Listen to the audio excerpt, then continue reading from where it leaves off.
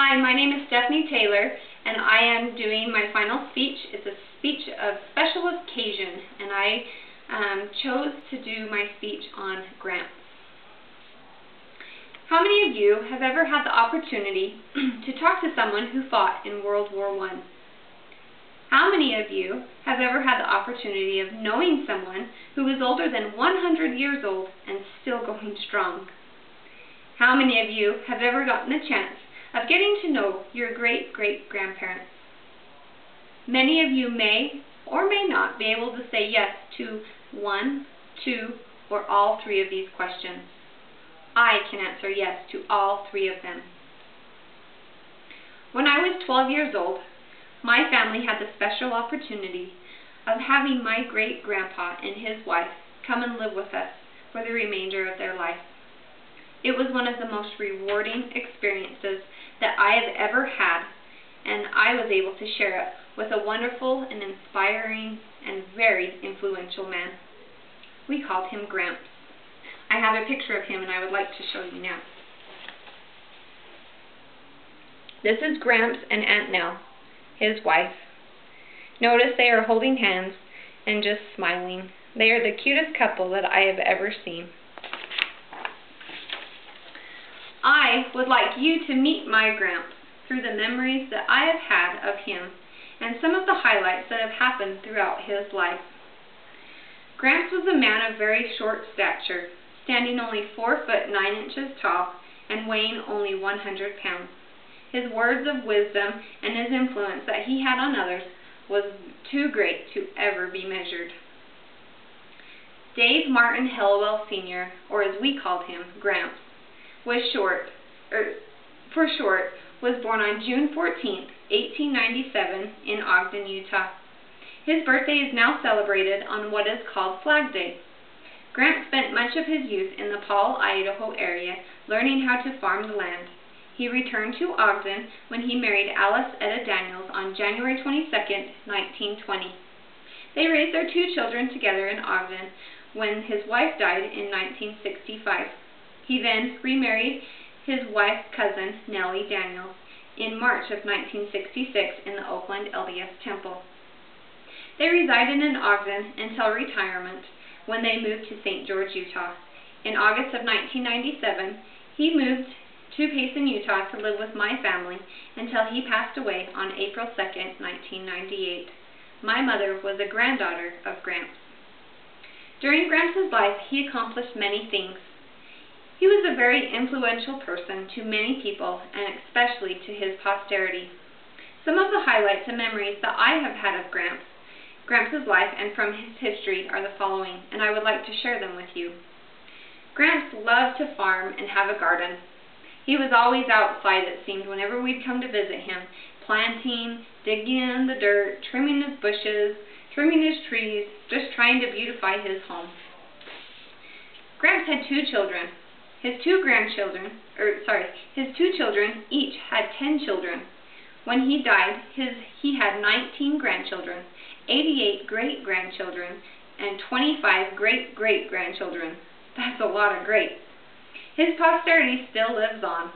He has had many, many more great-grandchildren, and now even great-great-great-grandchildren.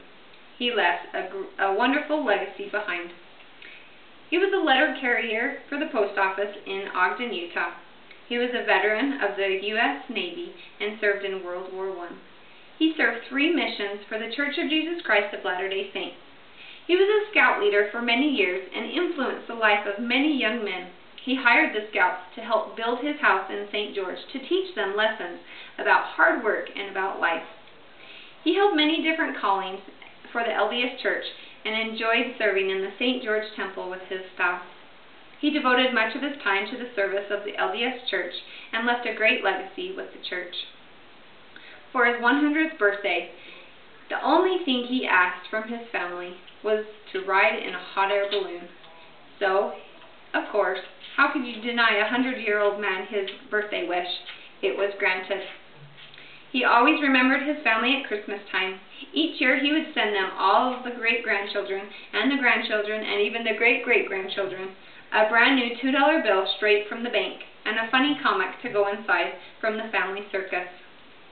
He collected rocks and polished them and gave a rock to all of his family before he died. Gramps was very smart and very witty. He loved to tell jokes and make people laugh. On Saturday evenings, he loved to watch the Lawrence Welk Show on PBS. He couldn't hear very well, so he would turn up his hearing aids, turn up the TV, and he was as loud as they would go. He loved to sing along, tapping his foot and his hand along with the beat of the music. When Gramps would talk, he whistled through his front teeth because he had a chipped denture and he would not go get it fixed. Gramps was very stubborn. He would not go buy new house slippers. Instead, he wore his 20-year-old slippers that had many holes in the bottom. He used to say that they were his holy slippers, and then he would just smile and laugh. He had a smile that would melt your heart when you looked at him. Gramps was a very, very sweet spouse to his wife. They had their old recliners that they loved to just sit in and watch the people outside as they would walk past the windows. When you would see them, they were always holding hands, just like I mentioned in the picture at the beginning. He was very kind to everybody. He always helped everyone out, even if they needed something, but not without first telling them a lesson about life. His motto was, "If you give a man a fish, he can feed his family once. If you teach a man to fish, he can feed his family for a lifetime." Gramps' life was long-lived. He used to tell everybody that he buried his 2 children, his parents, and all of his siblings, and all of his fishing buddies. He was always telling stories to his posterity about fishing and fighting in the war and growing up in poverty. When he lived with my family the last couple of months of his life, he was very influential to me. He offered advice about school and just life in general. He was very sincere about everything that he said. He taught me about working hard in life. He used to tell me that if you're lazy, then you won't get very far. If you put forth an effort to accomplish things, then you'll go places. By having the opportunity to take care of Gramps and his wife, I learned how to be a caregiver for the elderly. This helped me in my future job after I graduated from high school, as I used to work with handicapped individuals in their own home. I also learned that I really enjoyed caring for people that can't completely take care of themselves. Gramps helped me to learn this, and I wanted to thank him for everything that he has taught me. Gramps was a very kind and generous man. He will always be remembered by everyone who knew him. His legacy will always live on through his posterity. Thank you.